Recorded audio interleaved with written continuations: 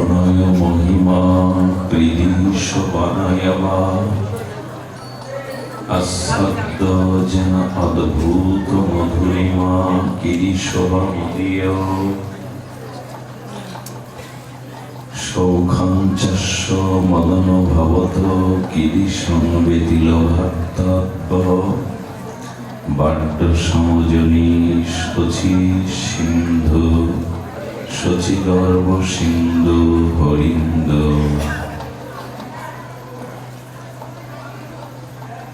কলি পাবন অবতার পরম প্রেমময় প্রেম পরতত্ত্ব সীমা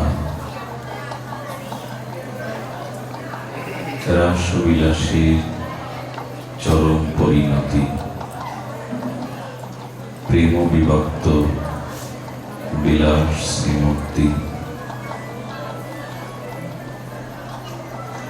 সর্বজন বিভজন সর্বপ্রয়োজন অবতার সার শিরোমণি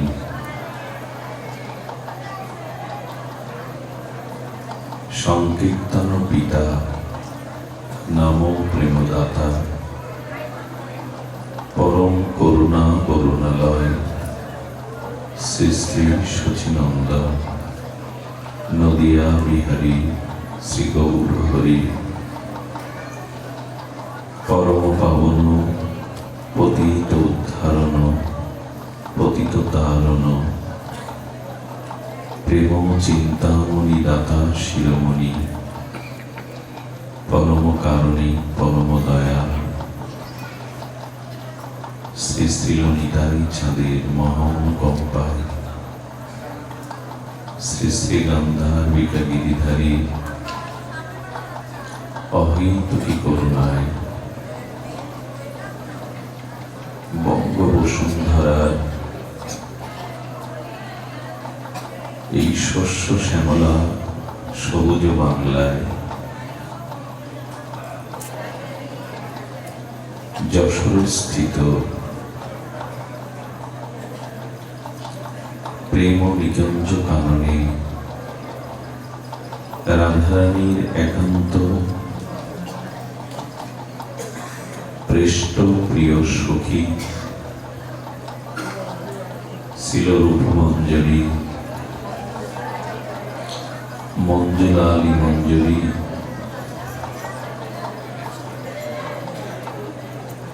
সেই নিকুঞ্জ প্রেম মন্দিরের মঞ্জুরিগণ রাধা মাধব মিলিত গৌর অবতারে যারা শ্রীমান মহাপ্রভুর মনোনিষ্ঠ পূরণকারী যারা লুপ্ত তীর্থ শ্রীধাম বৃন্দাবনকে যারা মহাপ্রভুর করুণায় শক্তিতে আগে যেভাবে ছিল ওইভাবে দিয়ে দেন কি করে এই যেভাবে আছে ওইভাবে করুণা শক্তিতে মহাপ্রভুর মনোভীষ্ট পূরণকারী শ্রী ছিল রূপ সনাতন সর্বস্বামীগণ তাদের মধ্যে অন্যতম আচার্য বর্জ শ্রী ছিল রূপ সনাতন তাদেরই ভজনস্থলী তাদেরই চরণ রেণুতে ধন্যাতি ধন্য এই রূপ সনাতন ধাম। এই স্থান সর্ব অগ্রগণ্য সর্বপ্রণম্য। এখানে প্রতিটি ধূলিকণা এখানে প্রতিটি বস্তু চিন্ময় প্রেম দানের সমর্থ। সেই ছিল রূপ সনাতন ধামে শ্রীমান মহাপ্রভুর শুভ আবির্ভাবের এই প্রাককালে পূর্ব মুহূর্তে ধাম শ্রী অঙ্গনে শ্রীমান মহাপ্রভু নিতাই চাঁদ শ্রী শ্রীল জগন্নাথ দেবের রাধা মাধবের অহেতুকী করুণায় আজ আমরা গৌর কথা বিশ্বভানু নন্দিনী রাধা কথা ভাগবত কথা শ্রবণের যে পরম সৌভাগ্য লাভ করেছি, সেই মহান সৌভাগ্যে মহাপ্রভুর শ্রী নিতাই চাঁদের যুগলে নাম ও লীলা আস্বাদনের পূর্বে অস্মাদীয় জীবন ধন জীবন সর্বস্ব প্রাতঃস্মরণীয় পরম বন্দনীয় শ্রী শ্রীল গুরু মহারাজের রাতুল রাতুল পাবন পদারবিন্দে পরার্থ কোটি দণ্ডবদ্ধ প্রণতি। শ্রী শ্রীল রূপ সনাতন ধামে সমাগত গৌরীয় আচার্য কুলতিল পরম অনুরাগী ভক্তজন, মহতজন, সাধুজন, শ্রদ্ধাশীলা ধর্মশীলা দেবী মূর্তি কল্যাণে মাতৃগণ, সকল চরণে ভক্ত চরণে দিন প্রতিদিনের সশ্রদ্ধ দণ্ডবদ্ধ প্রণতি। শ্রী রাধায়া প্রণয় মহিমা কিরিশ বানায়বা আস্বাদ্য যেন অদ্ভুত মধুরিমা কিরিশবা মদীয় শৌকানুচাস্য মদন ভবত কিরিশ বেদিল ভাদ্যা বাড্ড সমজনী শুচি গর্ব সিন্ধ হরিন্দ।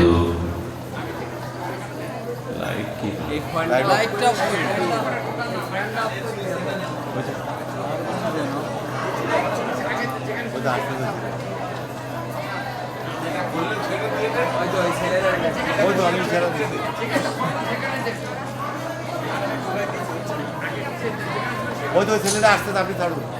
মহাপ্রভু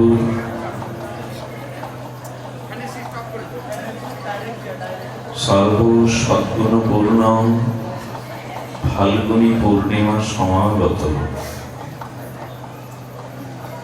অনন্ত বিশ্বের অনন্ত জীব কোটি ভক্ত হৃদয়ে শ্রীমান মহাপ্রভুর আবির্ভাবে যে অনুভূতি প্রীতি সেটি প্রকাশ হচ্ছেন। তো আজ আমরা মহাপ্রভুর অবতারণের গৌণ এবং মুখ্য কারণ এই প্রসঙ্গে আস্বাদন করব। শ্রীমান মহাপ্রভুর আগমনের দুটি কারণ, একটি গৌণ একটি মুখ্য।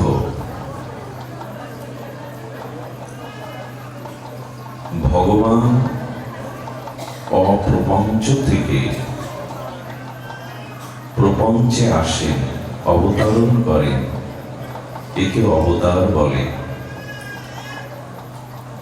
অপ্রপঞ্চ প্রপঞ্চে অবতরতি ইতি অবতার, অর্থাৎ অপ্রপঞ্চ চিন্ময় দিব্য ধাম হতে এই প্রপঞ্চময় মাইক ব্রহ্মাণ্ডে ভগবান নেমে আসে, অবতরণ করে, তাকে অবতার বলে। অবতারের বা অবতার পুনঃ পুনঃ এই ব্রহ্মাণ্ডে অবতরণের কারণ তিনটি, একটু ধ্যান দিন, কৃপা করুন। অবতারের মূল কারণ তিনটি। একটি হলো ভক্তকে পোষণ, একটি হলো ভক্তকে পোষণ সংরক্ষণ, আর পাপীদের দুষ্টদের বিনাশ। এবং এই ভক্ত পোষণ, সাধু সংরক্ষণ আর দুষ্টু বা পাপীদের বিনাশ করে ভগবান ধর্মরাজ্যকে স্থাপন করে।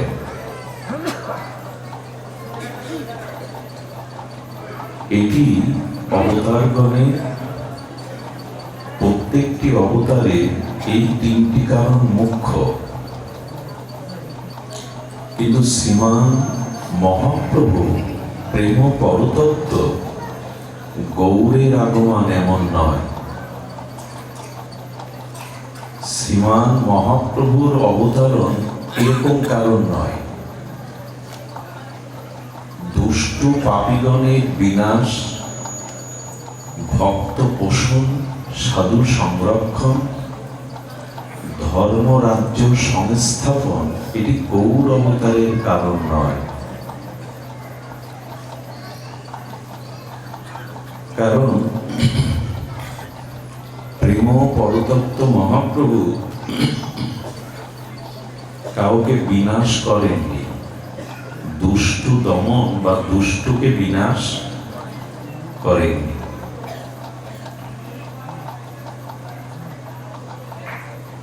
বিনাশ হয়েছে দুষ্কৃত। গীতার এই মহামারী মহাপ্রভুর জন্য নয়। মহাপ্রভু পাপীদের দুষ্টদের বিনাশ করেননি, তাদের পাপকে, অসুরত্বকে বিনাশ করে তাদের পরম মহান ভক্ত তৈরি করে তাদেরকে প্রেম বিতরণ করেছেন।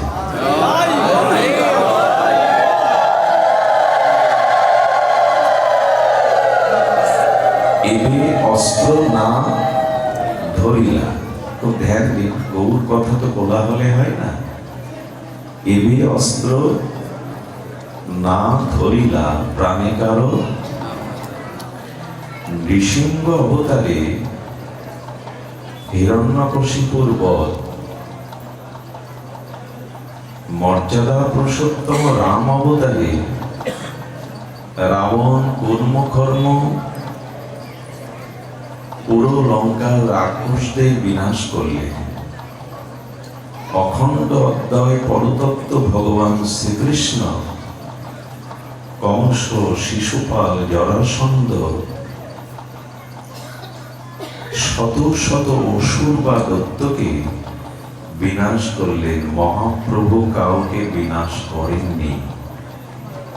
এটা মহাপ্রভুর অবতারণের বিশেষ বৈশিষ্ট্য। এবে অস্ত্র না ধরিলা প্রাণে কারো না মারিলা, চিত্ত শুদ্ধি করিল সবারই। অসুর বিনাশ লীলার জন্য মহাপ্রভু আসেননি। অসুরত্বকে বিনাশ করে তাদের মানবতা, মনুষ্যত্বকে জাগরিত করে তাদের ভেতরে প্রেম ভক্তি প্রদান করে তাদেরকে মহৎ করেছেন। এই কাজটি শ্রীমান মহাপ্রভু নিতাই চাঁদের দ্বারা সম্ভব হয়েছে। আর খুব ধ্যান দিয়ে শোনো, মহাপ্রভু ভক্তদের পোষণ শুধু করেননি, তিনি ভক্ত পোষণ অর্থাৎ ভক্তের বিরহকে দূর করে ভক্তকে ভগবান আনন্দ দান করেন, সাধুদের সংরক্ষণ করেন। মহাপ্রভু এবার ভক্তকে পোষণ করেছেন, কিন্তু তিনি নিজে পোষণ হয়েছেন। কথাটির দিকে ধ্যান দিন। অন্য অবতারে ভক্ত পোষণ করেছেন অবতারগণ, মহাপ্রভু নিজে পোষণ হয়েছেন। অর্থাৎ ভক্তকে বিরহ থেকে শুধু আনন্দ দান করেননি, পোষণ করেননি, ভক্ত ভক্তিকে প্রেমকে আস্বাদন করে, ভক্ত করে। আর সেই প্রেম ভক্তিকে দান প্রদান পোষণ ভগবান অন্য অবতারে করেছেন। মহাপ্রভুর বিশেষ বৈশিষ্ট্য হলো উনি নিজে আস্বাদন করেছেন, উনি নিজে আস্বাদন করেছেন। সেই আস্বাদিত পরম প্রসাদকে অন্যদের পোষণ করেছেন।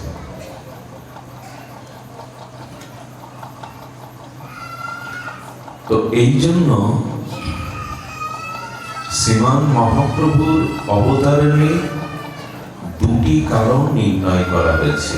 আগে আমরা বলেছি দুটি কারণ। দেখুন, প্রয়োজন ছাড়া আমরাও কোনো কিছু করি না। আজ এখানে কেন এসেছেন? প্রয়োজনেই তো এসেছেন। সে প্রয়োজন ভাগবত আস্বাদন হোক, ভক্ত দর্শন হোক, ধাম দর্শন হোক। এই তো মজার কথা কি জানেন, এই ব্যাসপীঠ থেকে আমিও প্রয়োজনে ছাড়া নামি না। আপনি সোফাতে খাটে বসেছেন, প্রয়োজন ছাড়া নামেন কি ওর থেকে? প্রয়োজনেই তো মানুষ নেমে আসে, প্রয়োজন ছাড়া কেউ নেমে আসে না। তো মহাপ্রভুর প্রয়োজন দুটি, একটি গৌণ, একটি মুখ্য। গৌণ প্রয়োজন ভক্তকে পোষণ, আর গৌণ প্রয়োজন বললে কিছু অপরাধ নেবেন না। এই হরিনাম দান, হরিনাম প্রচার, এটা মুখ্য কারণ না, এটাও গৌণ কারণ। এই যে মহাপ্রভুর হরিনাম প্রচার, এটি মুখ্য কারণ না, এটি গৌণ কারণ। তবে মুখ্য কারণ কোনটি? হরিনাম প্রচার মহাপ্রভু না এলে আমরা পেতাম। কারণ প্রতিটি যুগে এক একটি যুগ ধর্ম আছে। এখন যদি তামার পয়সা পূর্বে সৃষ্টিচক্রে ক্রমবিবর্তনে যেমন তামার পয়সা চলত, এখন তামার পয়সা নিয়ে বাজারে বাজার করতে পারবেন না। তখন পারতেন কেন? তখন যিনি ক্ষমতায় ছিলেন, সরকারি ছিলেন, তার অনুমোদিত একটা সিল ওর মধ্যে ছিল। এখন যেমন টাকাতে গভর্নরের সিল আছে, না হলে ওটি কাগজ। তেমনি প্রত্যেকটি যুগে সেই যুগের মহৎ অবতারগণের একটি যুগধর্ম সিল থাকে। তো প্রত্যেকটি যুগে হরিনাম মহিমা ছিল। মহাপ্রভু হৃদয় চাঁদ না এলেও আমরা নাম পেতাম। নাম প্রচার মহাপ্রভুর মুখ্য নাম। গোস্বামীগণ আস্বাদন দিয়েছেন, সিদ্ধান্ত জানিয়েছেন, মহাপ্রভুর মুখ্য কারণ হল ব্রজপ্রেম, রাধা প্রেম বিতরণ।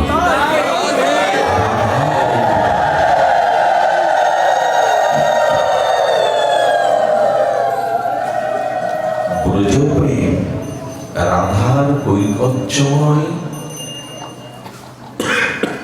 প্রেম, এটি ইতিপূর্বে ভূতপূর্বে কেউ দান করেনি। হ্যাঁ, করেছিল কোন মন্বন্তরে। কণ্ঠের অবস্থা ভালো না, একটু কষ্ট হতে পারে আপনাদের, মানিয়ে নিন। ধ্যান দিন, শরীরের চিন্তা না করে চলুন। আমরা আমাদের ভেতরে প্রবেশ করি। দেহের সুখ, দেহের আরাম, দেহের সুখানুভূতি অনেক পেয়েছি, আমরাও পাই। ভেতরে চলুন। ইতিপূর্বে এই প্রেম অর্পিত হয়নি, একটু ভুল হলো, হয়েছিল। ব্রহ্মার কোন কল্পে 4000 যুগের মধ্যে মহাপ্রভু একবার যখন এসেছিলেন, 4000 যুগের স্মৃতি মনে থাকা কথা কি? অনার্পিত চরিত চিরান করুণায় অবতীর্ণ কল, সমর্পয়ত উন্নত উজ্জ্বল সভক্তি রসশ্রিয়। অনার্পিত, অনার্পিত মানে যা ইতিপূর্বে অর্পিত হয়। অনার্পিত শব্দের অর্থ হলো যা অর্পিত ভূতপূর্বে ব্রহ্মার কোন কল্পে 4000 যুগের আগে হয়তো হয়েছিল, সেটা স্মৃতিতে নাই। তো যা ইতিপূর্বে অর্পিত হয়নি কেন? বলেন 4000 যুগের মধ্যে অষ্টবিংশতি সপ্তম মন্বন্তরে দাপারের অন্তভাগে সাক্ষাৎ ব্রজেন্দ্র নন্দন যখন রাধারানী সহ নিকুঞ্জ প্রেম মন্দিরে উন্নত উজ্জ্বল রসের ভজন করবেন, সেই দাপারের অন্তে তার অব্যবহিত পরে কলিযুগের প্রথম সন্ধ্যায় ওই প্রেম নিকুঞ্জ মন্দিরে রাধা মাধব মিলিত হয়ে যখন গৌর আসবেন, এটি নিয়ম যে দাপারের অন্তে রাধা মাধব অবতীর্ণ হবেন, তার অব্যবহিত কলিযুগে প্রথম সন্ধ্যায় ওই দুটো মিলিত তনু গৌর হয়ে যদি আসেন, তখনই তিনি এই ঐকত্যময় উন্নত উজ্জ্বল রস রাধা প্রেম জীবকে দিলেন। একটু জেনে রাখা ভালো আমাদের ভাগ্যটা। আমরা তো অনাথ হয়ে গেছি, কাঙাল হয়ে গেছি, হাহাকার করছি। এটা আমাদের যে ভাগ্য, এই মহাপ্রভু অবতরণের যুগে, নিতাইয়ের করুণার যুগে আপনার আমার যেটা ভাগ্য, এটা ব্রহ্মারও নাই, ব্রহ্মারও নাই। আমাদের সৃষ্টিকর্তা ব্রহ্মারও নাই। কথাটা মানালো তো, কথাটা গ্রহণযোগ্য হলো তো, যে সৃষ্টিকর্তা ব্রহ্মার অধিকার নাই? বলে হ্যাঁ, রূপ সনাতন সাধারণ ছিলেন না, তারা বলেছেন এটি ব্রহ্মারও সাধ্য ছিল না। যে রস গুপ্ত সিন্ধু ব্রহ্মা না পায় এক বিন্দু। আরে সাগর নদী বাদ দিন, ব্রহ্মা এক বিন্দু পায়নি। এই জন্য হাহাকার করেছিলেন ব্রজলীলায়, ব্রহ্মমোহন লীলায় হাহাকার করে বলেছিলেন, বৃন্দাবনের ধূলি হওয়ার জন্য আমি 60,000 বছর তপস্যা করেছি, পারিনি। কে বলছেন এই কথা? ব্রহ্মা। 60,000 বছর তপস্যা করে রাধারানীর চরণ কৈকর্যর বৃন্দাবনের একটি ধূলিকণা হওয়ার ভাগ্য আমার নাই। এই জন্য আমি পাইনি, আমি বুঝতেই পারিনি গোবিন্দকে। তা না হলে তার সখা গোবৎসকে আমি হরণ করতাম না। গোবিন্দ বললে, ব্রহ্মা বলছেন, এই জগতে কেহ যদি বলে হে অনাদির আদি সর্বকারণের কারণ গোবিন্দ তোমায় জেনেছি, সে বলে বলুক, কিন্তু আমি প্রতিজ্ঞা করে বলছি তোমায় জানা সম্ভব নয়, তোমার প্রেমকে উপলব্ধি করা সম্ভব নয়। তো যে রস ব্রহ্ম এক বিন্দু পায়নি, ব্রহ্মা, ব্রহ্ম নয় ব্রহ্মা, সেই রস এবার দাঁড়ে দাঁড়ে না নিতে চাইলেও মাথায় করে করে দাঁড়ে দাঁড়ে বিতরণ করেছেন ব্রহ্মার বাঞ্ছিত রস। এই জন্য আমাদের ভাগ্য। কিন্তু এই কথা বলা মানালো তো, এই কথা প্রাসঙ্গিক হলো তো। একজন গল্প করছে, আমার ঠাকুরদা জমিদার ছিল, ভালো, সে কবজি ডুবিয়ে দুধ খেত, দুধের বাটিতে কবজি ডুবিয়ে দিত সর। এতে এখন আমার ফ্যানও জোটে না, আমার দশা তাই। এসব কথা বলে লাভ কি? আমরা কি আস্বাদন করলাম? এজন্য ব্রহ্মারও বাঞ্ছিত যা পাননি, সেই রাধা প্রেম, ব্রজ প্রেম বিতরণই হলো মহাপ্রভুর মুখ্য কারণ। মূল কারণ কোনটি? রাধা প্রেম বিতরণ। রাধা প্রেম বিতরণ শুধু নয়, রাধা প্রেম আস্বাদন। ভগবান আস্বাদন করবে কেন? ভগবান ভক্তকে পোষণ করে, উনি নিজে পোষণ হবেন কেন? এটাই তো মহাপ্রভুর মুখ্য কাজ। আসুন আমরা সেই মহাপ্রভুর মুখ্য কারণ দুটি নিয়ে একটু আলোকপাত করি, রূপ সনাতনের বিশেষ কৃপায়, গোস্বামীগণের বিশেষ কৃপায়।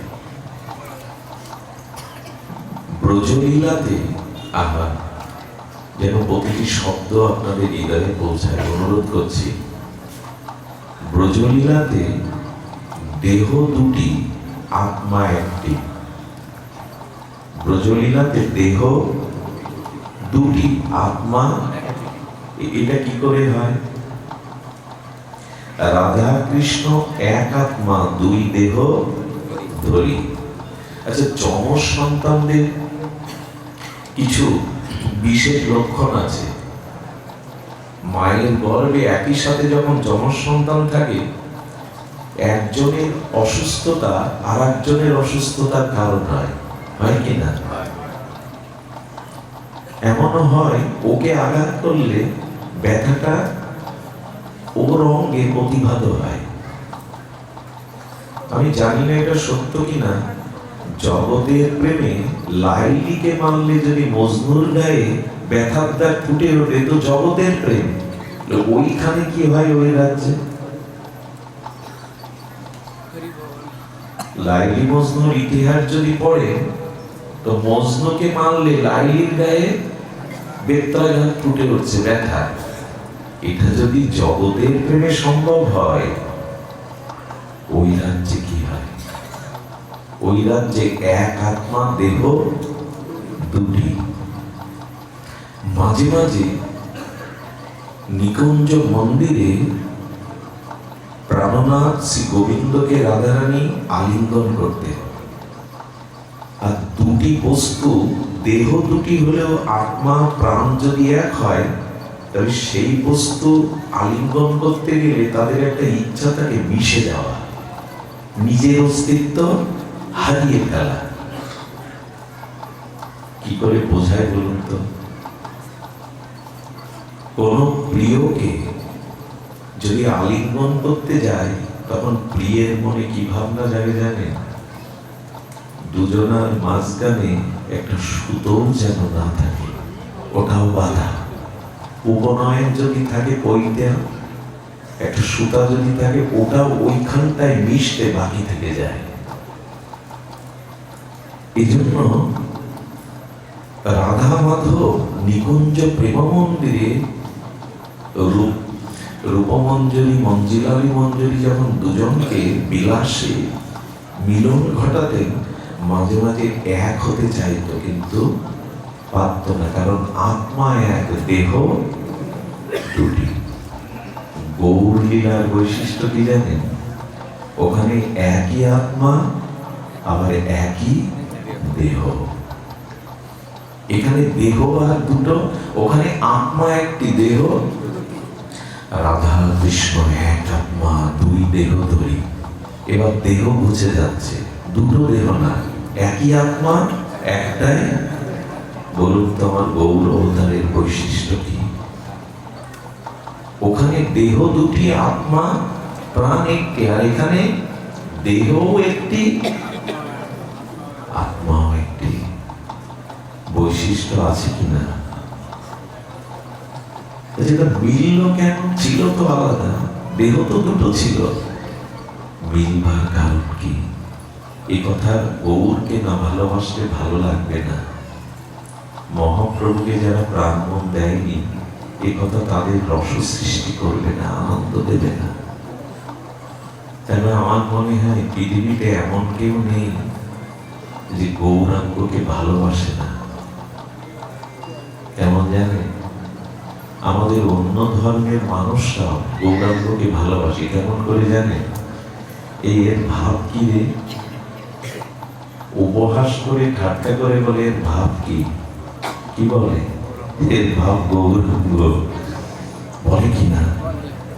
ঠাট্টা উপহাস করে বলে এর ভাব কি রে? এর ভাব গৌরাঙ্গ। বলে কিনা? ভাবের কথা বলতে গিয়ে গৌরের কথাটাই উঠে আসে। এই জন্য চাঁদ কাজীর মতো কাজী মহাপ্রভুর প্রেমে চোখের জলে আপন করে। এবার কাউকে তো উনি সমার করেননি। ভাবতে পারেন, দীর্ঘ প্রায় 550 বছর ধরে মহাপ্রভুর ভালোবাসার অবদানে চাঁদ কাজীর সমাধির উপরে একটা চাপা ফুল গাছ মহাপ্রভু ভালোবেসে রোপণ করেছিলেন। আজও ফুলে সুগন্ধে সেই চাপা গাছটা বিশ্বের বুকে প্রকাশ হয়ে গৌর প্রেম বিতরণে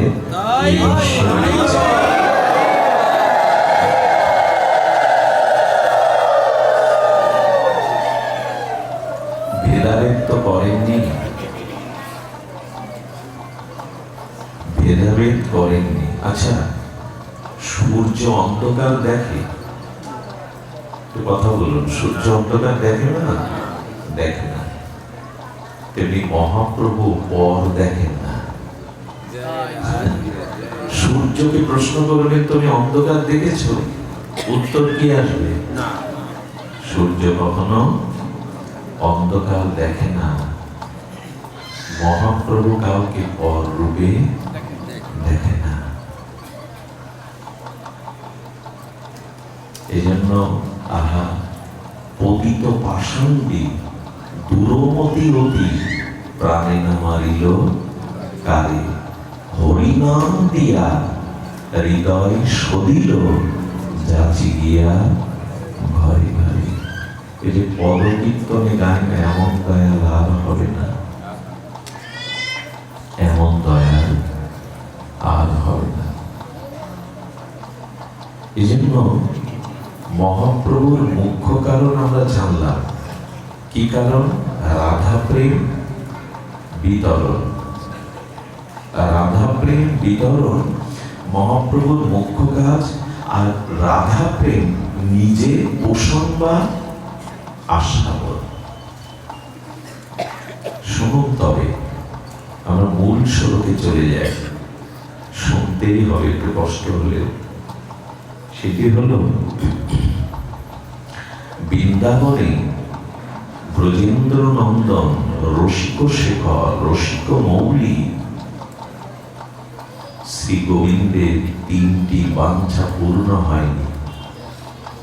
আচ্ছা, ভগবানের কোন ইচ্ছা যদি অপূর্ণ থাকে, তাকে ভগবান পূর্ণ বলা যাবে তো? আমার ইচ্ছা পূর্ণ হয়নি, তো তুমি স্বয়ং ভগবান কি করে? তো ধ্যান দিন, গৌর কথা সাধারণ নয়।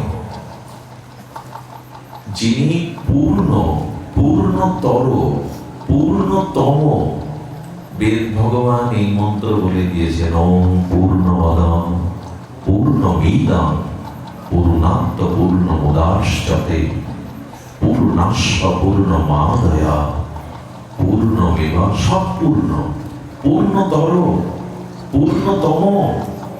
তো তার আমার ইচ্ছা বাঞ্ছা পূর্ণ হবে না, তুমি কেমন পূর্ণ?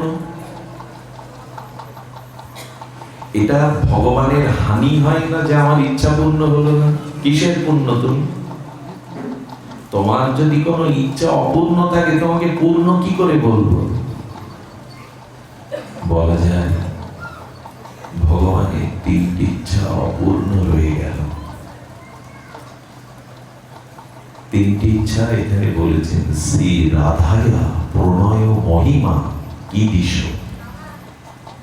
তার মানে তার মানে কৈশন রাধা প্রেমা। রাধা প্রেমটা কেমন? আচ্ছা, রাধারানী কৃষ্ণকে সর্বস্ব মনপ্রাণ দিয়ে ভালোবাসে, আবার কৃষ্ণ রাধারানীকে সর্বস্ব অর্পণ করে ভালোবাসে। কৃষ্ণকে যদি বলেন যে রাধারানীকে ভালোবেসে আমি কি সুখ পাই, ওটা কৃষ্ণ বলতে পারবে, পারবে কিনা? আমি আপনাকে ভালোবেসে কি জাতীয় আনন্দ পাই, এটা আমার মুখে শুনতে পাবেন, কিন্তু আপনি আমাকে ভালোবেসে কি সুখ পান, এটা আমি জানি কি? বোঝা যায় কি? আরে সারা জীবন একসাথে সংসার করেও বোঝা যায় না ওর ভালোবাসা আমার প্রতি কতটুকু। কৃষ্ণ জানেন যে আমি রাধারানীকে কি রূপ বলতে পারেননি, কিন্তু রাধারানী আমায় ভালোবেসে কি সুখ পায় এটা আমার জানা নাই। আর মনের খবর জানাও খুব, মানুষ আকাশ পাতাল ভেদ করতে পারে, শুধু পারে না মন ভেদ করতে। মনের খবর জানা সহজ না, সারা জীবন ঘর করেও পাবেন না। মনের খবর জানা সহজ না। শ্রী রাধায় প্রণয় মহিমা কি দৃশ্য, তার মানে রাধা রানী যে প্রেমটা কি রূপ, আমাকে যে সে ভালোবাসে কি রূপ। আর বানায় বা আস্বাদ্য যেন অদ্ভুত মধুরিমা কৃদিশ। আহা, কৈশন রাধা প্রেমা, কৈশন মধুরিমা। আচ্ছা, আমার রূপ দর্শন করে গাভীগুলো পর্যন্ত তৃণ খেতে ভুলে যায়। যোগীন্দ্র মুনীন্দ্র আমার রূপ দর্শন করে তারা ধ্যান ভুলে যায়। তো আমার রূপের স্বরূপের যে মধুরিমা,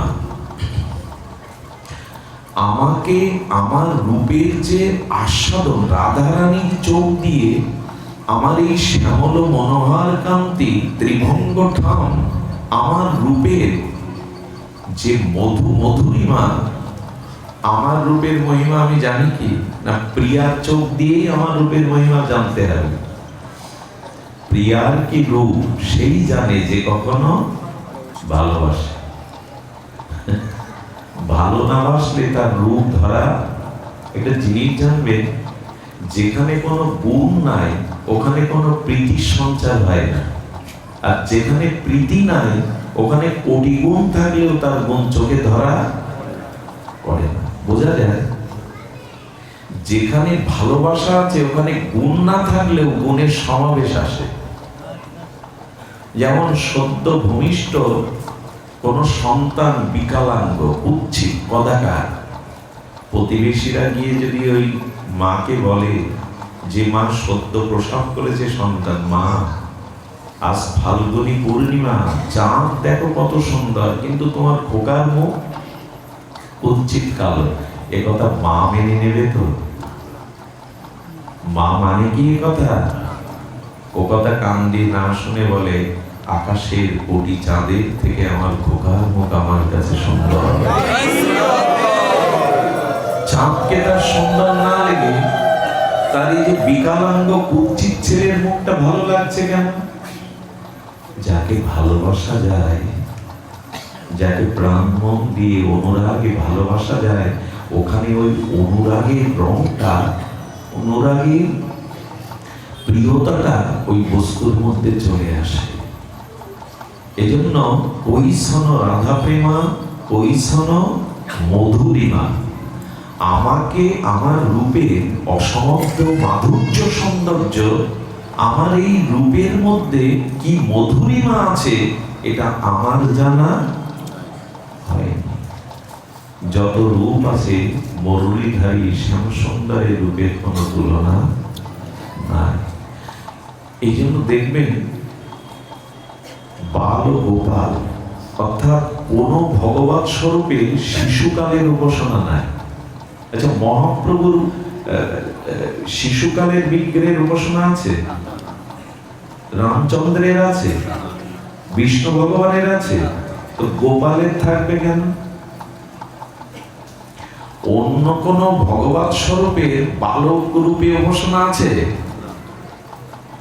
লীলা আছে, কিন্তু উপাসনা একমাত্র গোপালের। কারণ ওকে যে দেখেছে একবার, সে আর নয়ন ফেরাতে পারিনি। তো গোবিন্দ ভাবছেন আমার রূপের মধুরিমা কেমন, এটা তো আমার জানা। মানুষ বাড়িতে দর্পণ রাখে কেন জানে না? না কেন রাখে? সাধুরাও রাখে। আমি যে কি রূপ, আমি যে কত সুন্দর, এইটা মাঝে মাঝে দেখতে ইচ্ছা করে মানুষের। যতই যাই হোক আমাদের চোখে, সে কিন্তু আয়নার সামনে দাঁড়িয়ে নিজের সৌন্দর্যটাকে দেখতে চায়। কারণ মানুষ সব থেকে নিজেকেই নিজে বেশি ভালোবাসে। নিজের প্রতি নিজের ভালোবাসাটা, প্রিয়তাটা সকলের আছে। কৈশন রাধা প্রেমা, কৈশন মধুরিমা, কৈশন ভাবে সুখে ইহ ভোগ। আমার রূপ দর্শন করে আমাকে ভালোবেসে রাধারানীর কি রূপ সুখ হয়, এটাও আমার ইচ্ছা। কটা হলো?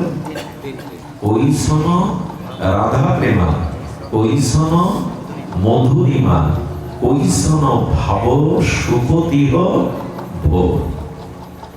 এই তিন বাঞ্ছা ব্রজে না হইল পূরণ। ভগবানের এই তিন বাঞ্ছা ব্রজে পূর্ণ হয়নি। তখন গোবিন্দ কি করছেন? এরূপ ভাবিয়া মনে, কৃষ্ণ কি ভাবছেন? রাধার স্বরূপ বিনে কৃষ্ণ ভাবছেন, ধ্যান করছেন যে রাধারানীর স্বরূপ বিনা এই তিন বাঞ্ছা পূর্ণ। ভাবিয়া দেখুন মনে, রাধার স্বরূপ বিনে এই ইচ্ছা না হয় পূরণ। আমি খুব অজ্ঞ, মূর্খ, লেখাপড়া না জানা কিটা আমি আপনাদের হৃদয়ে শব্দগুলো দিতে পারছি না। একটু করুণা করে বলেন, দৈন্য দেখাচ্ছ কেন? ভালোই তো বলছো। আমরা না, আমার ঠিক এই ভাষাগুলো আসবার যোগ্যতা নেই, ভজন নেই। কৃপা করে আপনারা অন্তরের অনুরাগ, প্রীতি, শ্রদ্ধা মেশি মাখিন কথাগুলো দিব্য। এই কথাগুলো কর্ণ দিয়ে শব্দগুলো ভেতরে গেলেই গৌর প্রেম হবে। ঔষধ জেনে খান না জেনে খান, ভেতরে গেলেই ঔষধের ক্রিয়া। ঔষধ জানার দরকার নেই, কি কি দিয়ে তৈরি হয়েছে, এতে কি কি গুণ আছে, ঔষধ খান, ওর ক্রিয়া করবে। কথাগুলো শুধু কান দিয়ে ভেতরে নিন, এতেই কল্যাণ হবে। তো বলছেন এরূপ ভাবিয়া মনে, রাধার স্বরূপ বিনে এই ইচ্ছা না হয় পূরণ। এখন ওই ইচ্ছা পূরণ করতে গেলে কি করতে হবে গোবিন্দের? রাধা ভাব কান্তি ধরি, রাধা প্রেম গুরু করি, নদিয়াতে হইব উদয়। এই তিনটি অপূর্ণ বাসনা, ইচ্ছা পূর্ণ করতে গেলে আমাকে রাধারানীর ভাবটা নিতে হবে, আর রাধারানীর কান্তিটা নিতে হবে। আর এই দুটি নিয়ে আমাকে নদিয়ায় অবতীর্ণ হতে হবে। সমজনী সচি গর্ব সিন্ধু হরিন্দু, ওইখানে আসতে হবে। ব্রজলীলাতে তিন বাঞ্ছা পূর্ণ হওয়া। এই জন্য বৃন্দাবন নবদ্বীপ অভিন্ন, কিন্তু আগে নবদ্বীপ কৃপা। ধাম শিরোমণি নবদ্বীপ। আগে দয়া করে কেউ বৃন্দাবনের পথে ছুটবেন না। আগে বৃন্দাবনে যেতে নাই, গিয়ে কিছু পাবেন না। আগে ধাম চিন্তামণি শিরোমণি শ্রীরাম নবদ্বীপ ধামকে দর্শন করুন, ওইখানের ধুলি অঙ্গে মাখুন, ওইখানে নিতাই চাঁদের গৌর কৃপা হৃদয়ে সম্বল করে তবে ব্রজের পথে যান।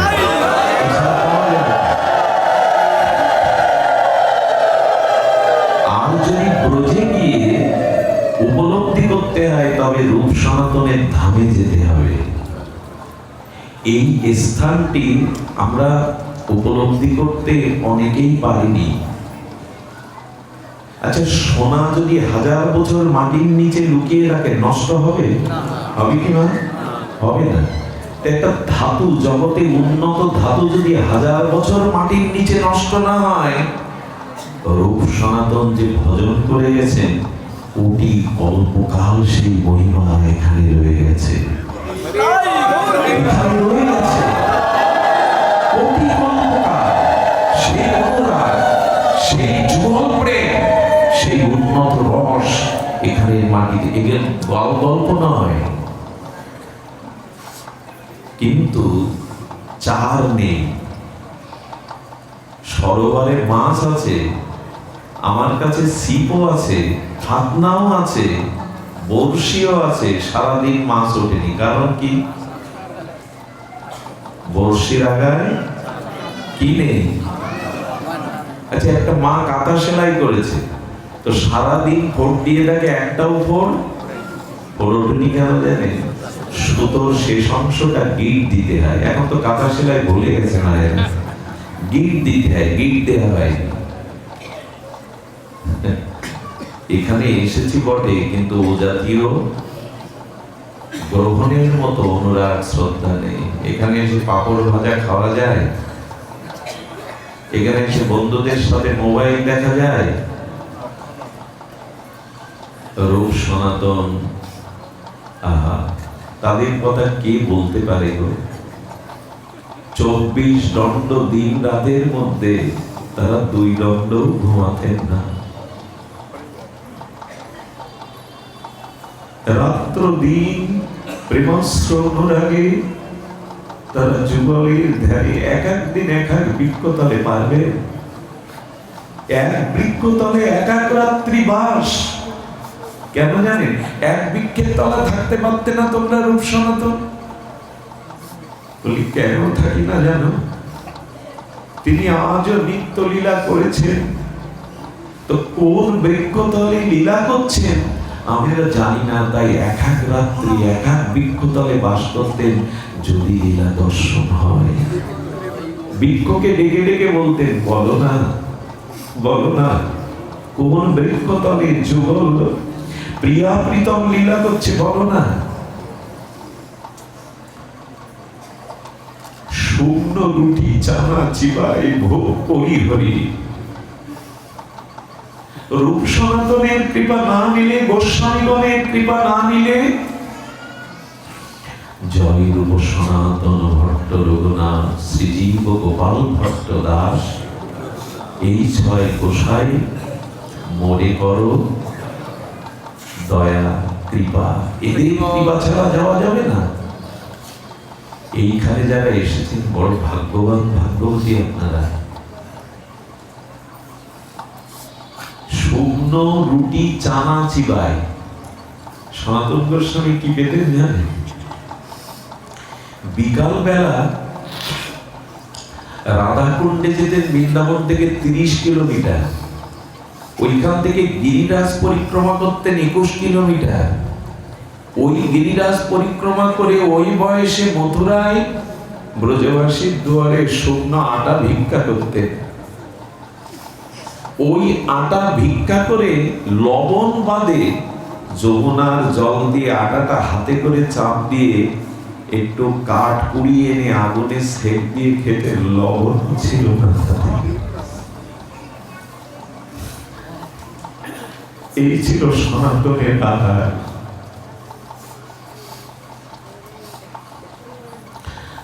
আমরা এদের চিনতে পারিনি, বুঝতে পারিনি। তো সেই রূপ সনাতনী আমি আসতে গিয়ে নেই, দেখুন আমার লোক খুব খারাপ দিচ্ছে। এখানে বাতাসটা যেই আমি ঢুকছি এবার দিয়ে বাতাসটা যেন অন্যরকম লাগছে।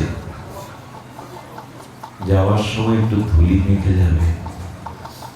রূপ সনাতনের কাছে একটু নিবেদন করে যাবে, তোমাদের কৃপা ছাড়া তো বের করতে হবে, তোমাদের কৃপা ছাড়া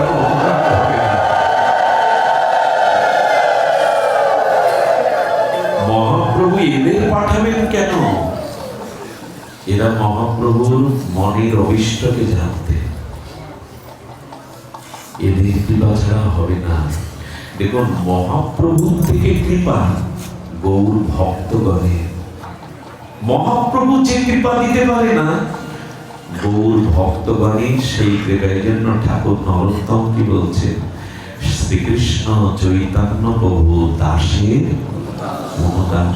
তোমার দাস হওয়ার যোগ্যতা করি, তোমার দাসেরও অনুদাস করো, কারণ দাসের কৃপা পেলেই তোমার পাওয়া যাবে। আমার খুব স্বাদ হচ্ছে আপনাদের প্রত্যেকের চরণ যদি আমি ছুঁয়ে যদি বিনা বিচারে আপনাদের ধুলো নেওয়া, যদি এই ধুলো যারা মেখেছে এই পাতার চাঁদের গায়ে লেগেছে, তারা অনেক জন্মের ধন্য। বাড়িয়ে বলছে না, কমিটিকে প্রশংসা করার জন্য বলছে না, এটা রূপ সনাতনের ধাম, তীর্থ না।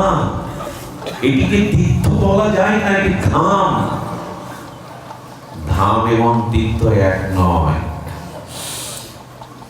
তো এই জন্য আসুন আমরা রূপ সনাতনের কৃপায় নবদ্বীপ চন্দ্রের ভারত প্রদীপ নবদ্বীপ চন্দ্র নিতাই চাঁদের কৃপা নিয়ে তবে ব্রজে যাবে।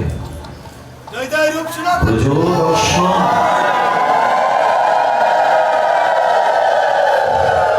কে করবে কৃপা? বৃন্দাবনে কে চেনাবে যদি গৌর না হইত? আমার তো গলা নাই, গলাও ভেঙে গেছে জল, তবু ওরা কি সুন্দর করে গায়। রাধার মহিমা প্রেম রস সীমা জগতে জানাতো কে যদি গৌর না হতো। মধুরা ও বৃন্দা বিভিন্ন মাধুরী প্রবেশ সাধুরী সার, কে যেতে পারতো ওখানে যদি গৌর নিতাই কৃপা না হতো। বৃন্দাবনের গোপী প্রেম জাগাই ভাগবতে, একই নিত্যানন্দ হইতে তা পাইবে জগতে। এক নিতাই চাঁদ গোপী প্রেম দিতে পারে।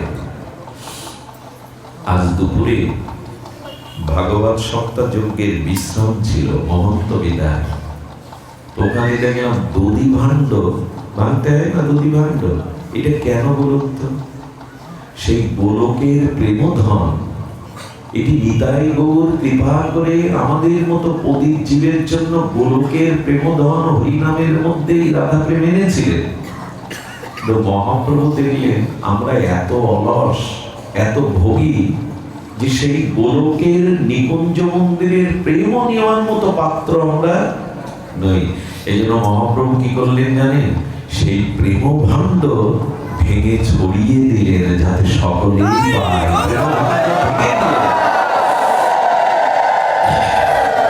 আচ্ছা, যদি সেই প্রেম রাস্তা ঘাটে অলিতে গলিতে সেই গোলকের প্রেমধন ভাণ্ড ভেঙে দিলেন, কারণ ভাণ্ডে থাকলে সবাই পায় না, যদি ভেঙে পড়ে। আচ্ছা, চিনির গাড়ি যাচ্ছিল, চিনির গাড়িটা উল্টে বস্তা ফেটে সব চিনিগুলো রাস্তায় ছড়িয়েছে। বললেন গৌর প্রেম যদি ছড়ানো ছিটানো থাকে যত্র তত্র, তিনি যদি প্রেম বিতরণ করে গিয়ে থাকেন, আপনি আমি পাচ্ছি না কেন? প্রশ্নটা কি যাচ্ছে আমাদের মনে? আপনি আমি এখনো পাচ্ছি না কেন? ছড়িয়ে ছিটিয়ে দিয়েছেন তো। বলে এ ধন পাবে কারা জানেন? কাঙালেরা। এই যে গৌর প্রেম, এটা পাবে কারা? অভিমানী, অহংকারী, গর্ব অভিমান যারা আছে তারা। ওই যে চিনির গাড়িটা যশোর রোডে উল্টে গেল, হাড়ি পাতিল পাত্র নিয়ে কারা যায়? ধনীরা, কোটিপতিরা, মন্ত্রীরা যায়। ওখানে কাঙালরাই লুটতে যায় রাস্তায়, রাস্তায় চিনি পড়ে আছে, কাঙালরা যায়, ওরা পায়। এই যে যতই ধনী হন, মানি হন, গৌর প্রেম নিতাই প্রেম নিতে গেলে কাঙাল হতে হবে, দোলায় লোটাতে হবে, এছাড়া পাওয়া যাবে। কাঙালে লুটিয়া খাইলো, আরে পদকর্তা বললেন কাঙালরাই লুটে খেলো, আমি পেলাম না।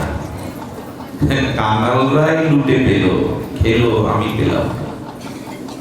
আমরা কাঙাল হতে পারি? মহাপ্রভু ধুলাই লুটাচ্ছেন, তিনি কাঙাল হয়েছেন। কাঙাল আমরা হতে পারিনি। এই জন্য অভিমান ত্যাগ করে উঁচু মাথা নিচু করে কাঙাল হতে হবে।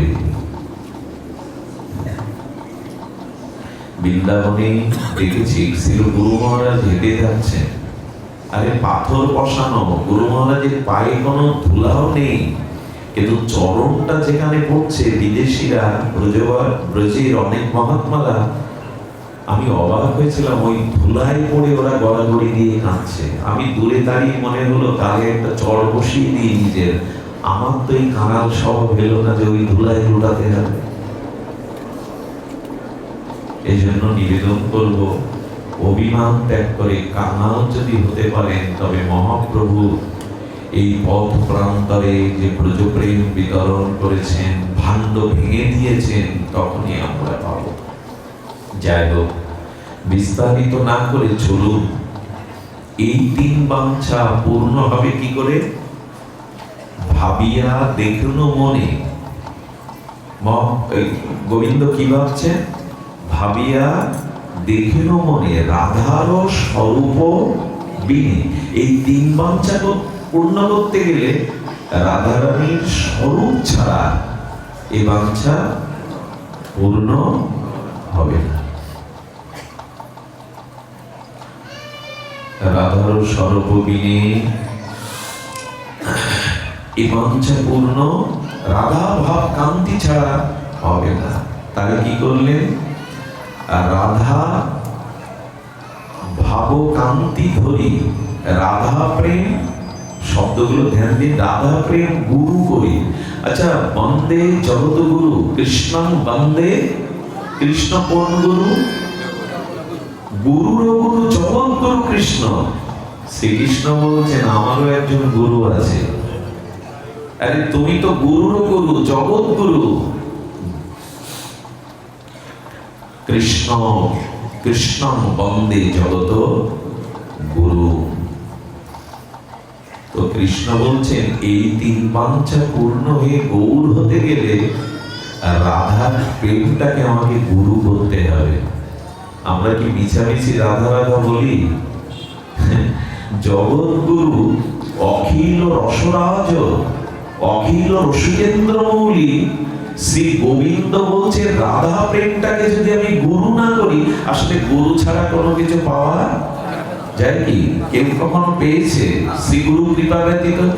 গোবিন্দ তোমাকেও প্রেম পেতে গেলে তোমাকেও গুরুকরণ করতে হবে। গুরু ছাড়া প্রেম ভক্তি পাওয়া যাবে না। শ্রী গুরু করুণা ছাড়া ভগবান প্রেম ভক্তি দেবে না। এটি ভগবানের কাজ নয়। এই জন্য শ্রী গুরু অষ্টকে বিশ্বনাথ চক্রবর্তী পাদ পদ্ম কারুণ্য ঘন ঘনত্তম শব্দ দিয়েছে। সংসার দাবান লীল লোকোত্তরণায় কারুণ্য ঘন ঘন। আচ্ছা, মেঘ যদি ভাষা ভাষা থাকে বৃষ্টি হওয়ার সম্ভাবনা থাকে না? মেঘ যখন জমাট বাঁধে, ঘন কালো রূপ নেয়, তখনই বৃষ্টি হওয়ার। তো তেমন ভগবান জীবকে কৃপা করবেন যখন, সেই কারুণ্য কৃপা শক্তিটা যখন জমাট বাঁধে, ওই ভগবানের কারুণ্য কৃপা শক্তিটা জমাট বেঁধে গুরু রূপে জগতে আসে। কারুণ্য ঘন ঘনাত্মক। মেঘ ভাষা ভাষা হলে তার থেকে বৃষ্টির আশা করা যাবে না, উড়ে যাবে। মেঘটা ঘন হবে, ঘন হয়ে আর ঝড় ঝড় বৃষ্টি পূর্বে যে শ্রাবণ মেঘের মতো ঘন হবে, কালো হবে। এই জন্য সবসময় গোবিন্দ কৃপা করতে পারেন না, তাই কারুণ্য ঘন ঘনত্ব হয়ে গুরু রূপে আসে। কৃষ্ণের গুরু তারে কে? প্রেমের গুরু। আমি শিষ্য। রাধারানীকে এমনি এমনি রাধা বলি আমরা? আরে গোবিন্দ তুমি যাকে গুরু করেছো, কেউ বলে রাধা রাধা, কি পায় এরা, কি এই উত্তাল উদ্দাম রাধা রাধা, রাধা যে কি গোবিন্দই ভালো জানে। গোবিন্দ বলছেন আমি রাধা রানীর প্রেমের পার পাইনি, তো তোমরা কি পাবে গো? কৃষ্ণ না পাই পার শব্দ দিয়েছেন, রাধা রানীর কারুণ্য প্রেম আমি পার পাইনি, তো জীব কোন ছাড়? গোবিন্দ যা পার পাইনি, আপনি আমি কি পার পাবো? তো রাধা ভাব কান্তি ধরি, রাধা প্রেম গুরু করি। বললেন কিভাবে, এটা বলেই বিশ্রাম করছি। গৌর হলো কি করে, এই তিন বাঞ্ছা পূর্ণ করলেন কি করে? একদিন নিকুঞ্জ মন্দিরে, আচ্ছা গৌর রূপটা প্রথম কোথায় প্রকাশ হয়েছিল? নবদ্বীপে। গৌর রূপ কিন্তু প্রথমে, খুব গুরু কথা, গৌর রূপ নবদ্বীপে পরে প্রকাশ হয়েছে। গৌর রূপ প্রথম কোথায় প্রকাশ হয়ে শোনো, নিকুঞ্জ প্রেম মন্দিরে দুই দেহ এক আত্মা বসেছে। মঞ্জুরিগণ, একে বলে নিভৃত নিকুঞ্জ। কুঞ্জ কটা?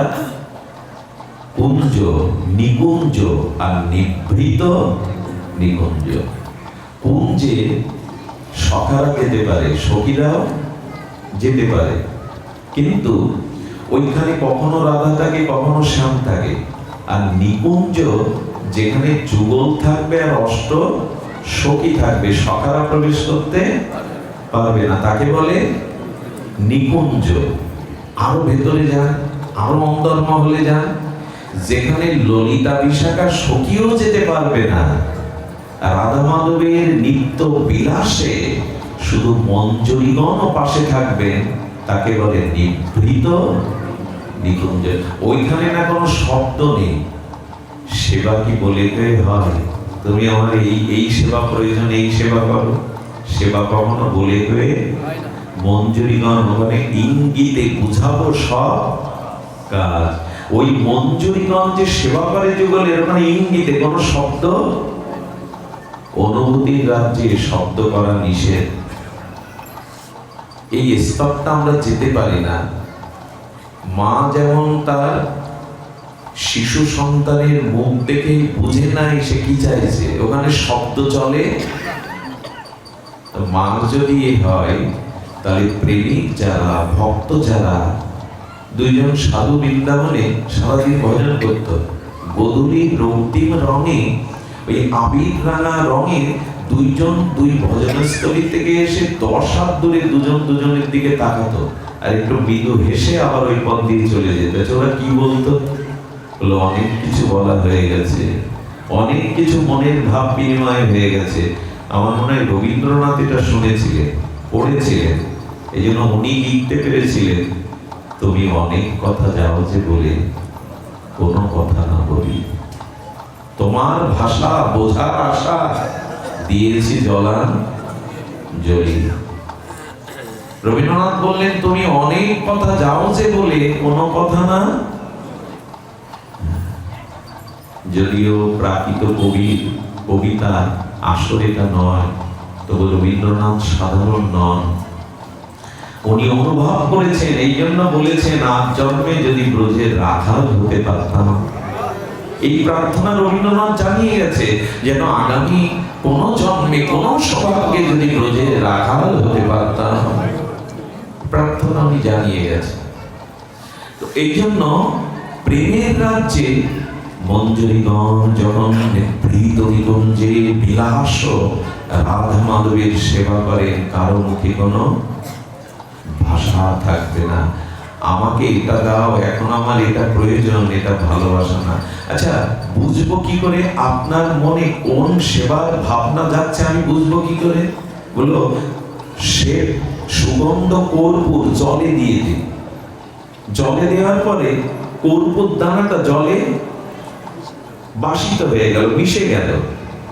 আচ্ছা তখন কর্পূর দানা খুঁজে পাওয়া যাবে জলের মধ্যে? কিন্তু কর্পূরের সুগন্ধটা প্রতিটি জলবিন্দু বানাতে আপনি পাবেন। ওরকম মানুষ মানুষকে যখন নিঃস্বার্থভাবে ভালোবাসে, দুটো প্রাণ নিঃস্বার্থভাবে প্রীতির বন্ধনে এক হয়ে যায়, তখন আপনার মনে যে ভাবনার উদয় হয় ওই ভাবনাটা আমার মনের সঙ্গে সঙ্গে আসে। এই জন্য কৃষ্ণ বাঞ্ছা পূর্তি রূপ করে আরাধনে, অতএব রাধিকা নাম পুরাণ বাখানে। কৃষ্ণের যাহা ইচ্ছা ওটা রাধার মনে আগে জেগে যায়। কি অদ্ভুত! এটা ভালোবাসার ধর্ম, এটা ভালোবাসার ধর্ম। আমরা পথ হারিয়ে না গিয়ে চলুন নিকুঞ্জ মন্দিরে, আর সেই নিভৃত নিকুঞ্জে রাধারানীর চরণে বসেছেন গোবিন্দ, আর এই তিন বাঞ্ছা পূরণে তার অভিলাষ যাচ্ছে। ওইখানে চলে যান মনে মনে। ওই যে ফুলদলে মধুর দক্ষিণা পবনে, শরবিধুর কুসুমসিক্ত সৌরভে, পূর্ণ পূর্ণিমার শশধরের স্নিগ্ধ কিরণে, চন্দন গন্ধ পাতাবরণে, সেই মৃদু মৃদু দিব্য আলোকিত সেই রসরাজ মহাভাব এই রাধা মাধবকে নিভৃত নিকুঞ্জে হৃদয়ে এক জায়গায় করুন। একটু দেখুন, ওইখানে গোবিন্দ এই তিন বাঞ্ছা পূরণের জন্য প্রার্থনা করছেন। হে রাধে, হে প্রেমময়ী, তুমি তোমার প্রেম, আমার মাধুর্য আস্বাদনে তোমার সুখ, এটি আমাকে আস্বাদনের জন্য করুণা করো, কৃপা করো। রাধারানী বলছেন, তুমি ওই সন রাধা প্রেম, আমার প্রেমটা তুমি নিতে চাচ্ছ? নিশ্চয়ই ধ্যান দিয়ে শুনছেন। ঠাকুর বলেন, আমার প্রেম তুমি নিতে চাচ্ছ, এই প্রেম তুমি বইতে পারবে না শ্যাম, এটা তোমার দ্বারা। কি কথা গো! এই প্রেম এত ভারী গোবিন্দ তুমি বইতে, ওই প্রেম গোবিন্দ বইতে পারবে না। কেমন জানেন? কেউ যদি 10 কেজি বোঝা বইতে পারে, তাকে 40 কেজি দিয়ে দিলে পারবে তো? আমার ছেলে গুরু মহারাজকে প্রশ্ন করেছিল, কোন ঠাকুর বাঁকা না, কৃষ্ণ 3টে জায়গায় ত্রিভঙ্গ ঠাম হলো কেন? রাম দেখবেন সোজা, কৃষ্ণ দেখবেন সোজা, সব ঠাকুর সোজা, তো প্রভু তোমার 3টে জায়গায় বাঁকা লোকে? বাঁকা ঠাকুর বলি আমরা, এই জন্য কি বলে বাঁকে বিহারী। বাঁকে বিহারী মানে হিন্দিতে বেঁকে গেছে 3 জায়গায়। বাগলো কেন জানেন? বলে 10 কেজি বইতে পারে, তাকে যদি 1 মন দেওয়া হয় তার 3টে জায়গা বাঁকে। প্রথম ঘাড় বাঁকে, মাজা বাঁকে, আর পাটা বেঁকে যায়। রাধা প্রেম এত ভারী, এটা গোবিন্দ বইতে গিয়ে 3 জায়গায় বেঁকে গেছে। রাধারানী বলছেন, তুমি বইতে পারবে না শ্যাম, এই প্রেম তোমার কাজ না বহন করা। রাধার কি মধুরিমা, রাধারানীর কি মহিমা! এই প্রেম তুমি বইতে, গোবিন্দ বইতে পারবে না, যার এক একটি লোকূপে অনন্ত বিশ্ব ব্রহ্মাণ্ড ধারণ হয়ে আছে, তিনি রাধা প্রেম বইবার সক্ষম নন। আমি বইতে পারবো না বলেই তো তোমার চরণে হাত পেতেছি, তোমাকে গুরু করেছি। রাধা প্রেম কি বলবো! গোবিন্দ 20 বছর ছিলেন মথুরায়, আর 55 বছর ছিলেন দ্বারকায়। কয় বছর হলো? 55 আর 20,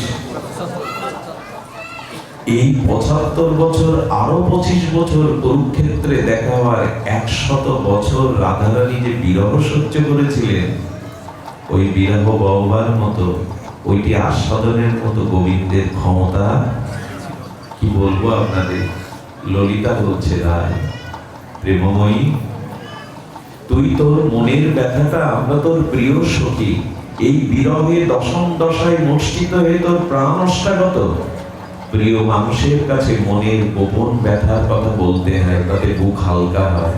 বল না রাধে, বল না, আমরা তোর প্রিয় সখী, আমাদের কাছে মনের সংবেদনশীল গোপন কথা, ব্যথার কথা খুলে বল, বুকটা হালকা। আজও হয় এটা। এই জন্য মানুষের জীবনে একজন ভালো বান্ধব দরকার।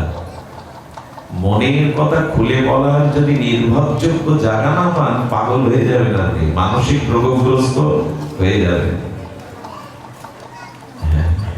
তবে এ সম্পর্ক, এ জাতীয় বন্ধু এবং পাওয়াটা খুব দুর্লভ,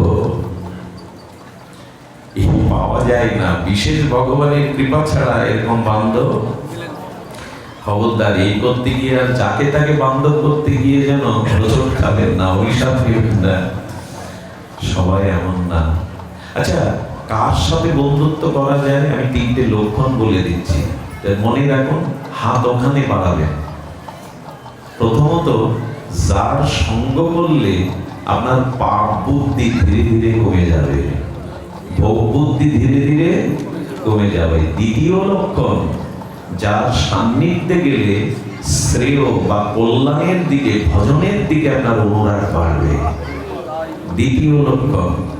তৃতীয় লক্ষণ হলো আপনার কাছ থেকে যে কখনো স্বার্থ চাইবে না। একজনকে এনে দিন না, একজনকে এনে দিন, এটা পাওয়া যায় না। ভগবান যখন কাউকে বিশেষ কৃপা করে তখন সেই জাতীয় সজ্জন পায়। পাওয়া খুব, তবে সম্পর্ক রাখতে হবে, একেবারে নষ্ট করা উচিত নয়। আমাদের স্বার্থ কামনা ভোগ এসে সব পলট করে দেয়, টর্নেডো ঝড়ের মতো। সম্পর্ক রাখাটা খুব কঠিন বর্তমানে। তো রাধারানী এই যে 75 সহ 100 বছর মাতুর বিরহে, ললিতা বলছে একটু খুলে বল রাধে, কৃপাময়ী করুণাময়ী, একটু খুলে বল। রাধারানী ললিতার মুখটাকে করপল্লব দিয়ে চেপে বলছেন, কোনদিন আমার ব্যথা প্রকাশের কথা শুনতে কেন রাধে? প্রিয়জনের সাথে বললে তো ব্যথা দূর হবে, বলে না, আমি যদি নিঃশ্বাসের দ্বারা, বাক্যের দ্বারা কৃষ্ণ বিরাগটা প্রকাশ করি, অনন্ত বিশ্ব ব্রহ্মাণ্ড পুড়ে ছাই হয়ে যাবে। এই কথার ব্যাখ্যা কি? এ আমাদের মাথায় ঢুকবে। যদি বিশ্বাস না করতে চান, বৃন্দাবনে চলো। গোস্বামী পাড়া রাস পঞ্চঅধ্যায় পাঠ করছে। রাস পঞ্চঅধ্যায় পাঠ করতে গিয়ে কৃষ্ণহারা গোপীগণ কৃষ্ণকে যেভাবে খুঁজছে বিরহে, ওই পাঠ করতে করতে পাঠকের চোখে জল নাই। তাই একজন প্রণাম করতে গেছে যে সবাই কাঁদছে, বৃক্ষলতা কাঁদছে, পাঠকের চোখে জল নাই কেন? আমাদের গোস্বামীপাদ ওই কথা শুনে একটু দীর্ঘ নিঃশ্বাস ফেললেন, আর সঙ্গে সঙ্গে গাছ থেকে একটা সবুজ পাতা, কাঁচা পাতা সবুজ পড়ছিল 3 হাত দূরে। ওনার নিঃশ্বাসের তাপে পাতাটা পুড়ে ছাই হয়ে গেল। আমিও কি বুঝি? গুরু মহারাজ বলেছেন, এইটুকু শুনে যেটুকু মনে আছে, তার মানে কারো কারো বিরহ বাইরে প্রকাশ। যারা যত বিরহকে চেপে রাখতে পারে, মাঝে মাঝে ওই যে ইট পোড়ায় না পাজায়, দেখবেন বাইরে কাদা প্রলেপ দিয়ে দেয় যাতে আগুনটা বাইরে দেখা যায় না।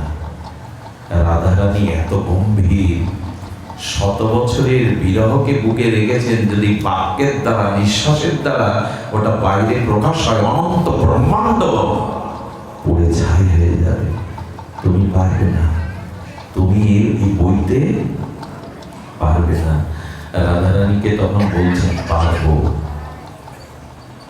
এক কাজ করো, তোমার হৃদয়টা আমায় দাও। তুমি 100 বছর বিরহকে যেভাবে হৃদয়ে ধারণ করেছ, তোমার হৃদয়টা আমায় দাও। ওই যে রাধা ভাবকান্তি নিলেন বলি না, ভাব থাকে কোথায়? কানে চোখে, ভাব থাকে হৃদয়ে।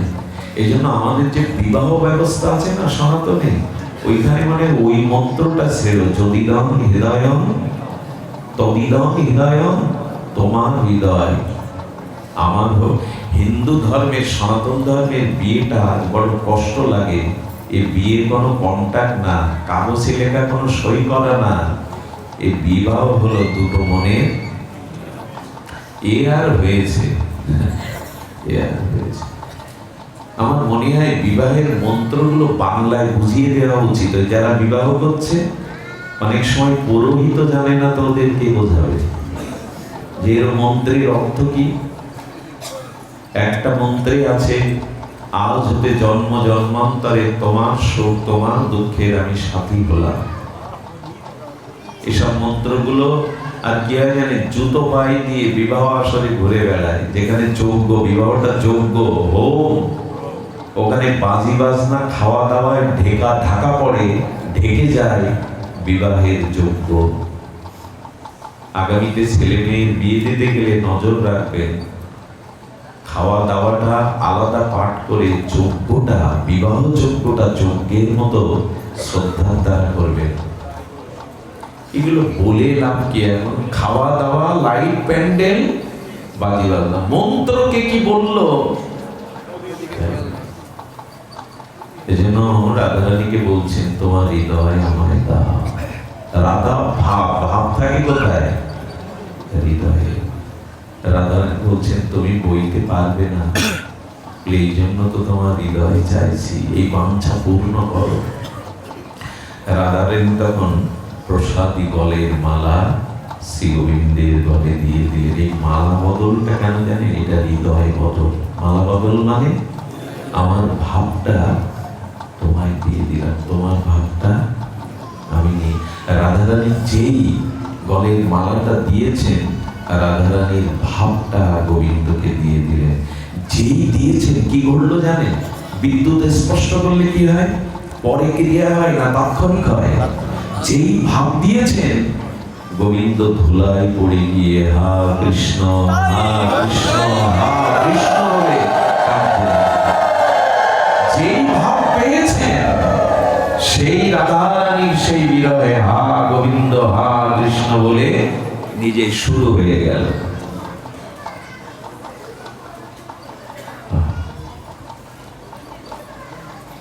ভাবনা থাকলে হয় গো, ভাবনা থাকলে প্রেম ভক্তি কোনোদিনই হবে না। এই জন্য অনুরোধ করি, যেটুকু করবেন ভাবের সহিত করবেন। ভাব ছাড়া প্রেম হয় না, ভক্তি হয় না।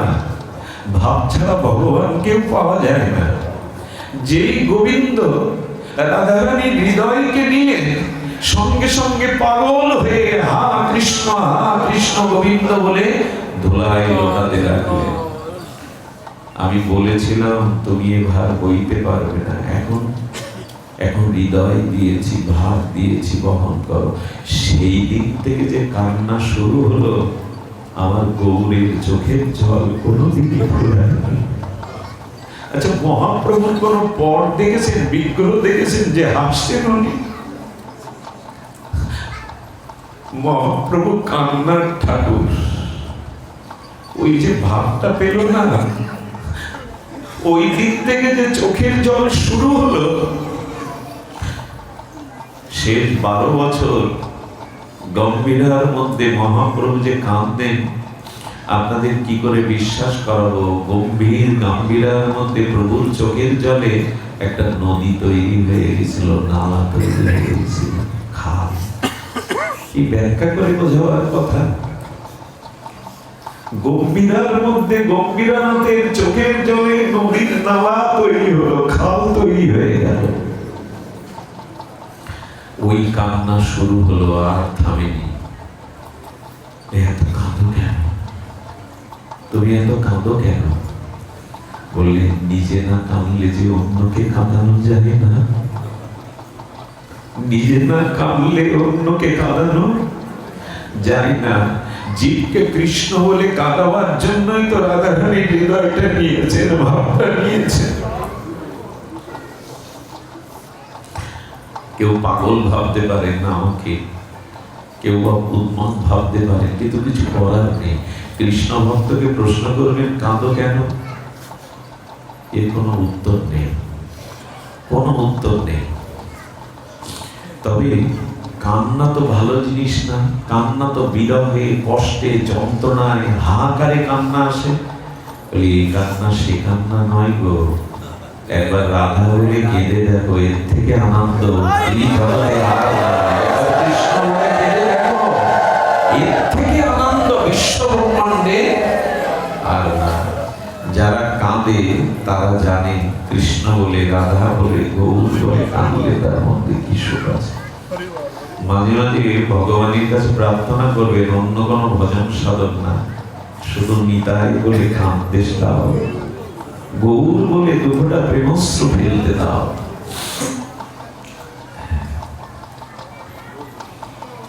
আর কিছু চাই না, যেন নিতাই বললে, গৌর বললে দুটোটা প্রেমস্ত্র বিগলিত হয়। রাধারানীকে তখন বলছেন আরেকটি জিনিস দিতে হবে, আরেকটি জিনিস দিতে হবে, না হলে আচ্ছা তোমার ভাব পেলাম, কিন্তু আরেকটি জিনিস বাকি আছে, সেটি হলো আমার এই আচ্ছা গোবিন্দের গায়ের বর্ণটা কি না? শ্যামল, এই তো শ্যামল। বললেন কি, আমি যখনই আমার এই গায়ের বর্ণের দিকে তাকাচ্ছি তখন আমাকে ভগবান মনে হচ্ছে, আমাকে ভক্ত মনে। আরে কি কথা গো! গোবিন্দ বলছেন এই গায়ের রংটার দিকে তাকালেই মনে হচ্ছে আমি ভগবান। তুমি তো ভগবানই, তো ভগবান ছাড়া কি মনে হবে? রাধারানী বলছে তুমি তো ভগবান। বলে রাধে, আমি এবার ভগবান হতে চাই না, আমাকে এবার ভক্ত করে দাও। আমি ভগবানত্ব ভুলতে চাই, কারণ ভগবানত্ব মনে থাকলে আমি এই প্রেম আস্বাদন, কারণ ভক্তই তো ভগবানের রূপের মাধুর্য আস্বাদন। তো ভগবান তার নিজের রূপ কেমন জানে না, ভক্তই আপনি কত প্রিয় সেটা আপনার প্রিয়ার চোখ দিয়ে দেখলে বুঝতে পারবেন, নিজের চোখ দিয়ে নয়। আমি ভগবান, এই বর্ণ যেই আমার গায়ের দিকে তাকাচ্ছি সঙ্গে সঙ্গে ভগবান অভিমান আসছে। এই জন্য আমি ভক্ত হতে চাই। মহাপ্রভু কিন্তু ভক্ত অবতার শব্দটি দুবার বলবো। মহাপ্রভু ভগবৎ স্বরূপে ভগবান হয়ে আসেননি, কি হয়ে এসেছেন? ভক্ত রূপে। পঞ্চতত্ত্ব আত্মকম কৃষ্ণ ভক্ত স্বরূপকম ভক্ত অবতারং ভক্তক্ষম নমামি ভক্ত শক্তিগম। এবার গোবিন্দ নদিয়াতে ভক্ত রূপে এসেছেন, ভগবান স্বরূপে আসেননি। রাধারানী বললেন,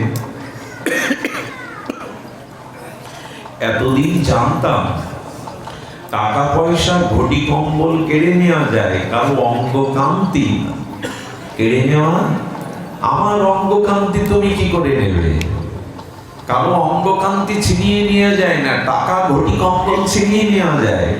বললেন, হে রাধে, তুমি তোমার কান্তি আমায় দাও, আমি আমার এই রংটাকে ভেতরে নিয়ে যেতে চাই, কারণ তোমার অনুরাগের রং যদি না পাই আমি ভক্ত হতে পারবো না। রাধারানী তখন কি করলেন? রাধারানী অন্ত কৃষ্ণ অর্থাৎ সেই শ্যামল। আচ্ছা, রাধারানী একটা দৃষ্টান্ত দিচ্ছেন, দেখো শ্যাম, কালো রং দিয়ে সব রং ঢেকে দেওয়া যায়, কিন্তু কালো রঙের উপরে অন্য রং বসানো কঠিন হয় কিনা? আলকাতরার উপরে অন্য রং বসাতে যান, বললেন তোমার এই কালো রঙের উপরে আমার এই রং এটি বসানো যাবে না। গোবিন্দ বললেন, ওটা জগতের বেলায় নিয়ম, এই রাজ্যে ওই নিয়ম না, এই প্রেম রাজ্যে ওই নিয়ম না। তুমি তোমার কান্তি আমায় দাও, এই রাজ্যে সব সম্ভব, এই রাজ্যে সব সম্ভব। আমি আপনাদের একটা অনুরোধ করি, যদি কোনো সাধুগুরু বৈষ্ণব পান, মহান ভক্ত পান, তার কাছে একটা জিনিস চাইবেন, আর ওরা ওটা দিতে পারে। ওরা ওটা দিতে পারে কি জানেন? ভজন করতে করতে ভজনের যে অনুভূতি সাধু বৈষ্ণবের হৃদয়ে আছে, ওরা কৃপা করলে, ওরা চাইলে ওই অনুভূতির কিছু কণা আপনার মধ্যে সঞ্চার করে দিতে পারে, সঞ্চার করে দিতে পারে। আচ্ছা, বশীকরণ মন্ত্র আছে না? আমি শুনেছি, জানি না আছে কিনা। বশীকরণ মাথায় ছিটিয়ে দিলে নাকি ঘরে বাড়ি আর থাকতে চায় না, তার কাছে যেতে চায়। বশীকরণ চূর্ণ আছে, আছে কিনা জানা নেই। এগুলো এখন খুব চল। বশীকরণ, কৃষ্ণকে যদি বশীকরণ করতে চান, রাধারানী কান্তি আর ভাবরূপ চূর্ণ নিতে হবে। কৃষ্ণ আপনার পিছনে ছুটে বেড়াবে। রাধা নাম, রাধা চরণ ধুলি হলো কৃষ্ণ বশীকরণের একমাত্র কি বলে ওকে, চূর্ণ। কি পাতায় করে এনে মাথায় দিল তো ওর পেছনে ছুটতে লাগলো। বশীকরণ, রাধারানীর ভাব কান্তি চরণ ধুলি হলো কৃষ্ণ বশীকরণের মন্ত্র। আচ্ছা, কৃষ্ণের সামনে যখন আপনারা যান, তখন কোনোদিন শ্রীকৃষ্ণের সম্মুখে গেলে কৃষ্ণ বলবেন না। আমি একটা মন্ত্র শিখিয়ে দিই কৃষ্ণকে বশ করার। শ্রীকৃষ্ণের সামনে গিয়ে রাধার নাম বলবেন, আর যদি রাধারানীর সামনে কখনো যান, রাধা বলবেন না। এই হলো ওদের বশ করার মন্ত্র। এটা দৃষ্টান্ত আছে। সময় বেশি হয়ে যাচ্ছে না? অবশ্যই যাচ্ছে, বলবেন না আপনারা। তো কি হয়েছে, এগুলো বক্তাদের চালাকি। আর একটু বলবো না, আমি আবার তা করি না, তবু আমি বিশ্রাম করছি। এক ময়ূর কৃষ্ণের কৃপা পাবে বলে নন্দ মন্দিরের দুয়ারে বসে বসে কৃষ্ণ যখন বেরোয় তখন বলে কৃষ্ণ কৃষ্ণ। হ্যাঁ, মাধব 6 বছর ধরে সিংহদুয়ারের কাছে বলে, অথচ কৃষ্ণ একদিনও ফিরে 6 বছর দিকে ফিরে তাকায়নি কৃষ্ণ। রাগ করে অভিমান করে বলছেন, কৃপা কৃষ্ণের কাছে নাই, কৃপা আছে রাধার, আমি বর্ষনায় চলে যাব। এরকম অনেকেই এখনো রাগ করে যায়। কৃষ্ণ কঠিন, রাধারানী করুণাময়ী, কৃপাময়ী। আসলেই কৃপাময়ী। রাধারানীর কেমন কৃপাময়ী জানেন? এই জায়গাটা মনে করে দেবেন আমার। একদিন গোবিন্দ বলছেন, রাধারানী তোমার, আচ্ছা পতিতজনকে তুমি কৃপা করো। আবার বলি, কৃষ্ণ বলছে পতিতজনকে তুমি কৃপা করো। রাধারানী তখন বললেন, আমার ডায়েরিটা বের করো। ডায়েরিটা বের করে বলছেন কি পতিত কাকে বলে? রাধারানী বলছেন, আমি তো জানি না। অর্থাৎ রাধারানীর অভিধানে পতিত শব্দের অর্থ রাধারানীর কথাটা নেচে ওঠার মতো, মানে রাধারানী জানে না জগতে পতিত কে। এই জন্য তো করুণাময়ী। পতিত জানলে কি আর কৃপা করা যায়? অপরাধ জানলে কি আর কৃপা করা যায়? এই জন্য কারো অপরাধ রাধারানী দেখেন না, করুণাময়ী। পতিত শব্দের অর্থ বোঝেন না, এই জন্য তো তিনি করুণাময়ী। কারো বিচার করে কৃপা করেন না। যেই সামনে আসে, বাতাস যাকে পায় তাকে ঠান্ডা বাতাবরণে স্পর্শ করায়। রাধারানী যাকে দেখে তাকে কৃপা করে। উনি পতিত শব্দের অর্থই জানেন না। এই জন্য তো গৌর হরি ওই ভাব নিয়ে এলেন বলে তো এবার কাউকে বাদ দিলেন না। জগাই মাদাইকে পর্যন্ত কৃপা করলেন। তো ময়ূর বলছে, আমি রাধারানীর দুয়ারে চলে যাব। যেতে যেতে যখন বর্ষণায় গেছে, বলছেন কি ঘটনা? থাকতে তো নন্দ ভবনের দুয়ারে, আজকে বর্ষণায় কেন? 6 বছর ধরে কৃষ্ণ বলেছে, একবারও বুকে নেয়নি, একবারও তাকায়নি। বলে তোমার একটা ভুল ছিল। তুমি যে রাধারানীর দুয়ারে এসে এখন রাধা বলবে, ওতেও রাধারানী তোমার দিকে 6 বছর কেন, 10 বছরেও। তবে আমি তোমায় মন্ত্র দিয়ে দিই, রাধারানীর কুঞ্জ মন্দিরের দুয়ারে রাধা যখন বেরোবে তখন কৃষ্ণ কৃষ্ণ বলবে। যেই বলেছে প্রথম দিন, রাধারানী ছুটে গিয়ে কে আমায় কৃষ্ণ নাম শোনালো বলে জড়িয়ে ধরেছে। সেই দিন রাধারানী বলছেন, এবার চলে যাও, ওখানে গিয়ে আমার নাম বলো। যেই মন্দিরের দুয়ারে সে রাধা বলেছে, কৃষ্ণ ছুটে এসে বুকে জড়িয়ে ধরেছে। আমরাও তাই করি না? যখন গোকুলে যাবেন তখন কৃষ্ণের সামনে রাধা বলবেন, আর যখন বর্ষণাতে যাবেন কৃষ্ণ বলবেন। ওইটাই ওদের বশীভূত। আচ্ছা, যে যাকে ভালোবাসে তার গ্রামের নামটাও একবার না 3 বার পরে সাইনবোর্ডে দেখলে দেখবেন। যে যাকে ভালোবাসে তার গ্রামের নামটাও তার কাছে প্রিয় হয়ে যায়। খবরের কাগজে দেখলে, সাইনবোর্ডে দেখলে 3 বার পড়ে। অর্থাৎ তার জন্মস্থানের বা তার ভালোবাসার মানুষের যা কিছু তার ভালো লাগতে শুরু করে। তো রাধারানী প্রাণ দিয়ে ভালোবাসে গোবিন্দকে, তার নাম দিন রাধারানীর সামনে। এই জন্য দেখবেন 24 প্রহার 56 প্রহার কি নাম হয় আসলে? হরে কৃষ্ণ।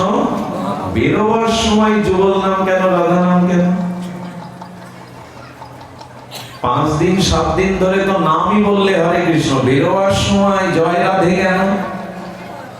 বলে এই যা নাম করলাম 56 প্রহার 72 প্রহার, এটি গ্রহণ। আচ্ছা, ব্যাংকে আপনারই টাকা, দুটা সই করেছেন, অন্য একজন সেকেন্ড ম্যানেজারও সই করেছে, জেনারেল ম্যানেজারের টিক ছাড়া টাকা রাধারানী সই না করলে, রাধারানী নাম না নিলে কৃষ্ণ নাম কৃপা হবে না, কোনদিনই হবে না।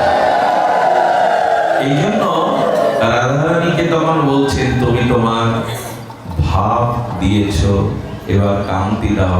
আচ্ছা, কান্তি পাবো কি করে? দেখবেন কেউ প্রিয়ের কাছে গিয়ে যখন লজ্জা পায় তখন তার মুখটা রাঙা হয়ে যায়। লজ্জার কি রং? লাল। অনুরাগের কি রং? লাল হয়ে যায়। রাধারানীর ভাব নিয়েছেন, এবার কান্তি নেওয়ার জন্য রাধারানী কি করলেন? নিজের ওড়নাটা 19 বস্ত্র প্রসাদীটা গোবিন্দের গায়ে জড়িয়ে দিলেন। আর ললিতা বলছো, শ্যাম তুমি ভক্ত হতে চাও, তুমি রাধারানীর কান্তি পেতে চাও, শুধু রাধারানীর প্রসাদী না, আরেকটি জিনিস মাখতে হবে।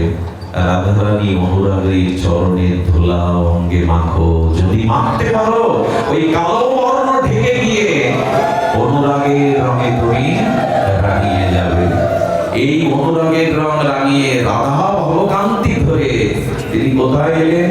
সমজনী শশীগর্ভ সিন্ধু হরিন্দু। এই জন্য গৌর মূর্তি নিকুঞ্জ মন্দিরে ব্রজে প্রকাশ হয়েছিল, পরে নদিয়াতে। আজ এইটুকুই, আপনাদের মঙ্গল। জয় শ্রী গুরু প্রেমানন্দে।